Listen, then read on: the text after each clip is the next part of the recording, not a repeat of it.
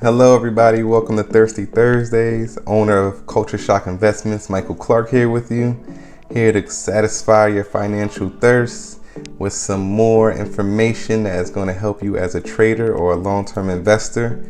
And I want to talk to you about reading the reports this week and how crucial it is that you understand and read these reports when they drop. And this is because they're going to have an immediate impact on the market, and they're definitely going to have an impact on your portfolio, whether you're a trader or a long-term investor. So one of the reports that I want you to pay attention to, and there are a lot of them, so I'm only going to name the few crucial ones I feel like are going to apply to a trader and a long-term investor.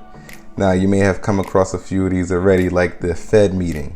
So the FOMC statement that happens. This happens 8 times a year. This is when the Fed comes out and they're giving you a statement and the general feedback on what they feel like the state of the economy is.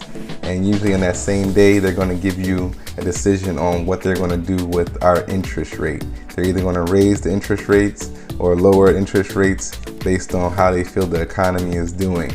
Now, that is going to have a significant impact on things like your mortgages, anything that you got to get a loan on, like cars or anything like that, is going to be affected by this report. And that's why it has such a large impact on the economy when it happens.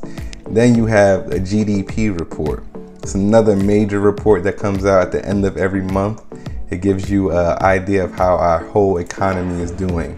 It's a percentage, and it usually goes up or down by a percent. Usually our GDP ranges between like 5 to 9%, around a range, in a good range on the good times. But right now, if you look at the GDP is actually trending negative, and that's because it's measured against inflation. So GDP measures the value of all our goods and services that we produce here in the country against inflation. Right now, with inflation being so high, that's why GDP has been being pushed into the negative territory, because our inflation is way too high right now. And that's why it's a major focus for the Fed to bring inflation down to help bring our GDP back up.